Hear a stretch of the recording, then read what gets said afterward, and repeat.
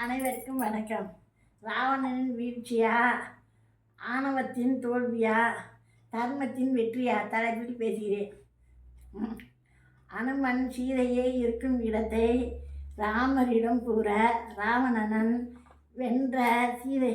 வென்று சீதையை மீட்க ராமரர் லட்சுமணன் வானரம் படையுடன் இலங்கை நோக்கி வருகிறார்கள்.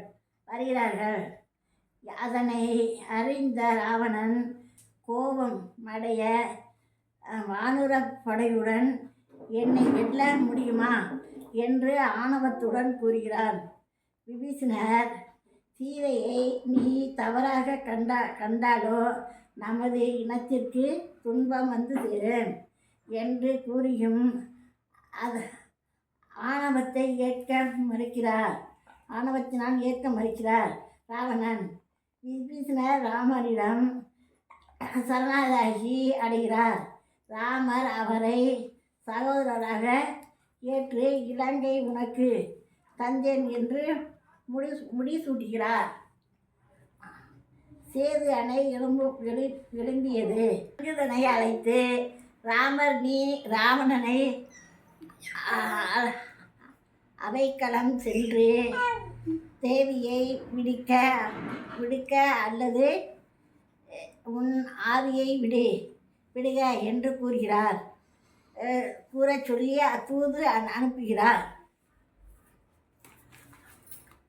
ராவணன் ஆணவத்தால் போர்க்களம் புகுந்தான். ராவணன் அனைத்து பானங்களும் ஆயுதங்களும் சுக்குநூறாகின்றன. நிராயுதியான நிக்கிரமனை கொல்லாமல் அவரை பார்த்து இரக்கம் கொண்டு தேவியை விடுத்து உன் ஆவியை காத்துக்கொள், அது நீதி. விரும்பாவிட்டால் இன்று போய் போருக்கு நாளை வா என்று ராமர் சொல்கிறார். ராவணன் கும்பகர்ணன் அனைவரையும் அழித்து வா என்று போர் புரிய கூறுகிறார். கும்பகர்ணன் சீதையை பார்த்து இன்னும் விட்டுவிடலையா என்று கேட்டான்.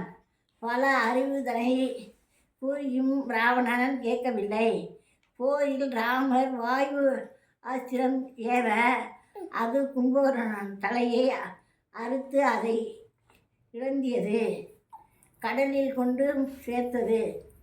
பின்பு ராவணன் இந்திரசித்தியை அழைத்து உன் தம்பியும் உனது சித்தப்பா மண்டோதரிகளும் இன்று புலம்ப என்னை ஏன் முதலில் அனுப்பவில்லை என்று கூறி போர்க்களம் புகுந்தான்.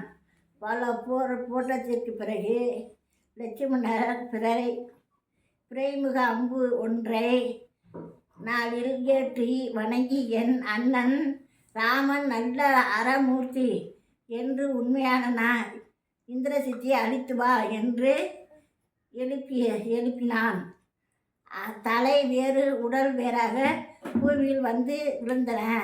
இந்திரசித் ராவணனும் மண்டோதரியும் இதனை அறிந்து அழுது புலம்பினார்.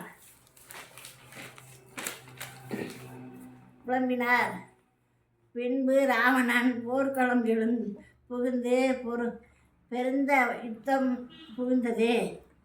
ராமர் தனி மனிதனாக எதிர்கொண்டார். ராமர் தியானம் செய்து பிரமாஸ்திரம் எடுத்து வணங்கி நான் ஏகபத்தினி விரதன் என்று உண்மையானால் ராவணனின் கொன்று வா என்று சொல்லி மந்திரம் கூறி அனுப்பினார். ராவணன் உயிரை குறித்தது. ராமர் ராவணனை மட்டுமல்ல, அநீதியை, அதர்மத்தை, ஆணவத்தை கொன்றார். இறுதியில் தர்மம் வெற்றி பெற்றதாக. ஜெயராம் ஸ்ரீராம்.